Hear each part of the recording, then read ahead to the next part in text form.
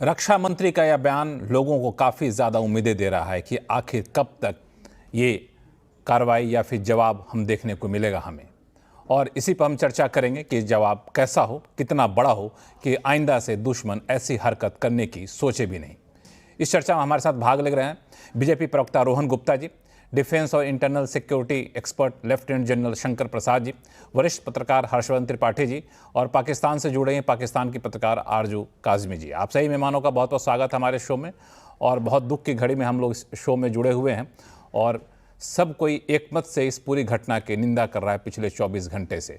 रोहन गुप्ता जी, पहला सवाल मैं आपके पास लेकर आ रहा हूँ कि जो बयान आए हैं प्रधानमंत्री का कि इसका सख्त से सख्त जवाब दिया जाएगा, रक्षा मंत्री का आपने जवाब सुना कि सिर्फ पहलगाम में हमला करने वाले नहीं, उसके पीछे के जो लोग हैं उनको भी नहीं बख्शा जाएगा। कब तक हम ये एक्शन देख सकते हैं?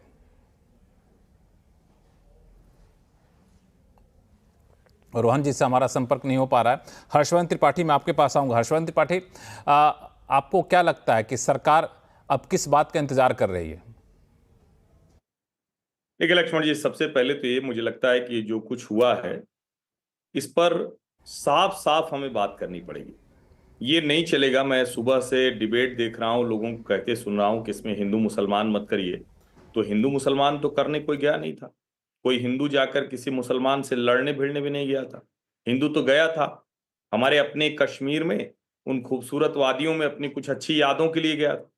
लेकिन मुसलमान आतंकवादी आए और उन्होंने पूछ पूछ कर हिंदुओं को मार दिया, और उसमें एक भारतीय मुसलमान भी मारा गया जो उनसे लड़ गया, ऐसी जो रिपोर्ट आ रही। इस देश ने वीर अब्दुल हमीद से लेकर अब्दुल कलाम से लेकर जम्मू कश्मीर पुलिस का वो सिपाही जो औरंगजेब था उससे लेकर और आज जो सैयद शाह ने अपनी जान गंवाई, उस हर मुसलमान पर गर्व करता है। लेकिन इस्लामिक जिहादियों से तो लड़ाई लड़नी पड़ेगी। और मुझे लगता है कि जिस तरह से गृह मंत्री अमित शाह वहां तुरंत पहुंचे, पहलगाम गए, जिस तरह से वो पीड़ित लोगों से मिले, परिवारों से मिले, जिस तरह से प्रधानमंत्री नरेंद्र मोदी ने अपनी विजिट कट शॉर्ट की है, सीसीएस की मीटिंग हुई, तो मुझे लगता है कि एक पूरी तैयारी के साथ इसका जवाब दिया जाए। लेकिन मेरा यह मानना है कि अब ये वक्त चला गया कि एक कोई थोड़ा सा कहीं कोई बम गिरा दे या कोई स्ट्राइक कर दे। जब ये पता है कि पाकिस्तान ऑक्युपाइड जम्मू एंड कश्मीर ये टेररिस्ट लॉन्च पैड के तौर पर इस्तेमाल हो रहा है, इसकी बाकायदा रिपोर्ट्स है, इसकी बाकायदा जो पाकिस्तान के अंदर है वो रिपोर्ट्स भी कहती हैं कि ढेर सारे आतंकवादी पाकिस्तान में पनाह पा रहे हैं। तो अब हमें थोड़ा आगे देखना पड़ेगा। अभी जो अमेरिकी राष्ट्रपति डोनाल्ड ट्रंप हैं वो भी बात करने वाले हैं। अमेरिकी विदेश विभाग की जो प्रवक्ता है उनका बयान मैंने सुना, उन्होंने कहा कि हम पूरी तरह से भारत के साथ हैं, पूरी दुनिया भारत के साथ खड़ी है। जिस तरह से पाकिस्तान के जनरल जो मुनीर हैं उन्होंने जो कहा, और जो सब कुछ लिंक हो रहा है, और इसमें हमारे यहां के लोकल टेररिस्ट भी शामिल थे।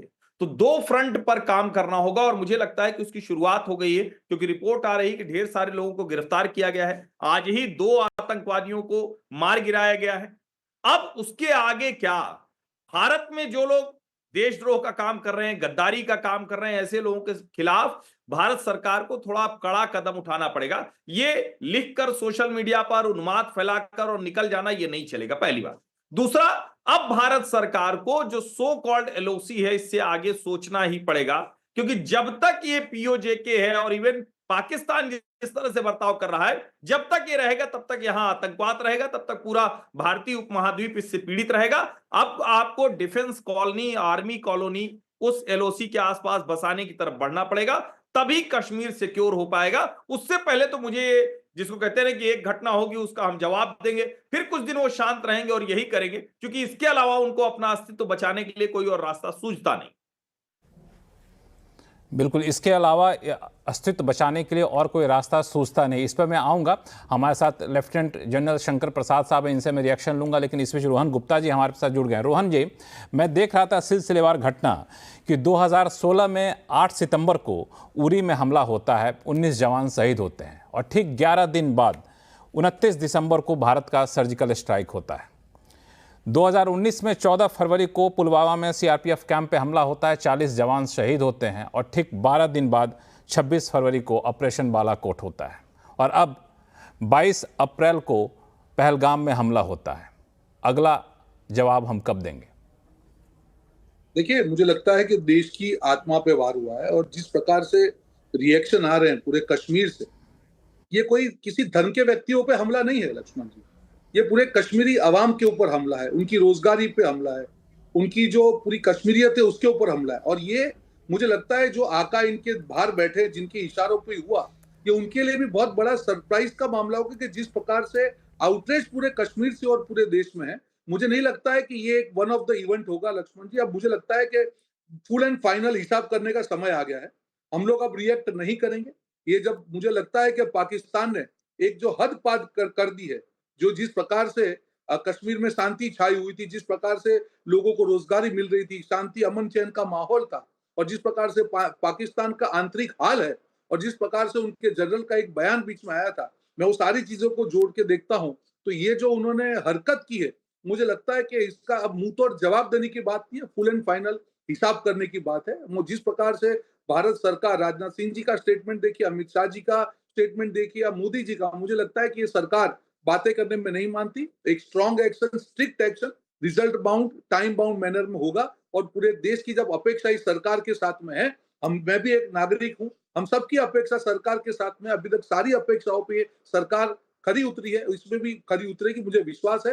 पर मुझे लगता है पूरे देश के दिल पे वार हुआ है, वो हिंदू हो, मुसलमान हो, किसी भी प्रकार से आतंकवादी हमको डिवाइड करने का जो प्रयास करेंगे, उसका मुंह तोड़ जवाब देश की आवाम ने दिया है। और देश के सारे मुसलमान भाई बहन भी ये देख रहे होंगे, सब भी दिल से परेशान है। ये समय है इन सबको मुंह तोड़ जवाब देने का कि देश में हिंदू मुसलमान की बातें होंगी, हमारे देश के अंदर होगी, पर जब देश की बात होती है तब सारे भारतीय एक हैं, हम सब भारतवासी हैं। और इसका मुंह तोड़ जवाब जब भारतवासी के ऊपर हमला हुआ है, तो उसका मुंह तोड़ जवाब भी भारतवासी ही देगा। लेफ्टिनेंट जनरल शंकर प्रसाद साहब, ये जवाब क्या होना चाहिए? आपने बड़ा अच्छा सवाल पूछा, ये जवाब क्या होना चाहिए। देखिए, जवाब तो होगा, जवाब कितना गंभीर होगा ये देखने वाली बात है।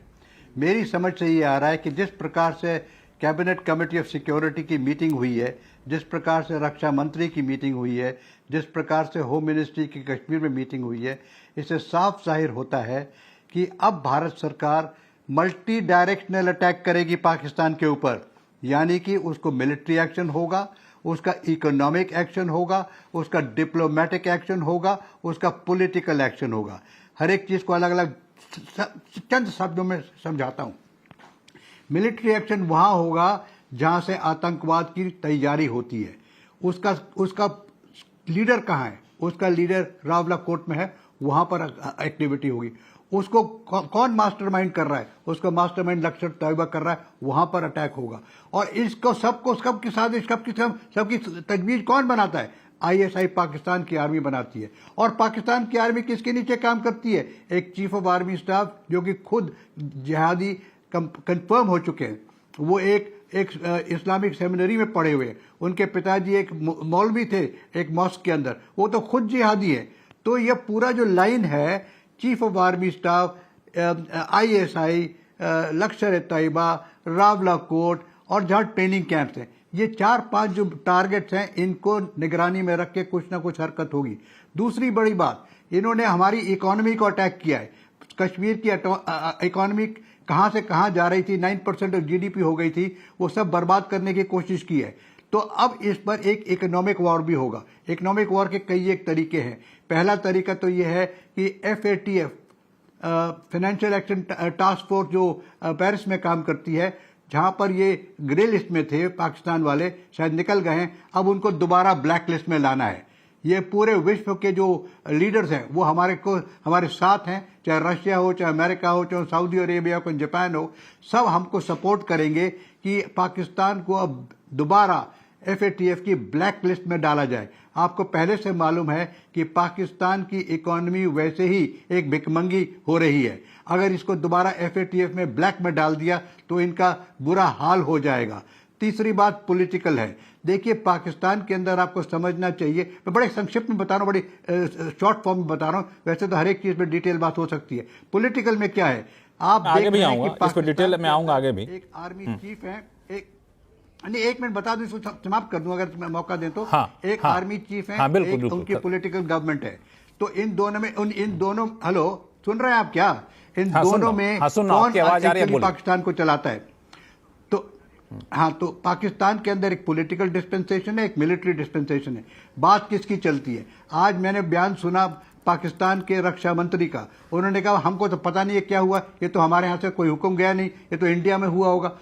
उनको पता ही नहीं है, उनको कौन बताएगा? उनको पाकिस्तान आर्मी का चीफ तो नहीं बताता, तो पाकिस्तान आर्मी का चीफ तो वही करता है जो उसको करना होता है। तो पाकिस्तान के अंदर आर्मी की अहमियत दिन पे दिन कुछ कम होने की आशंका हो रही थी।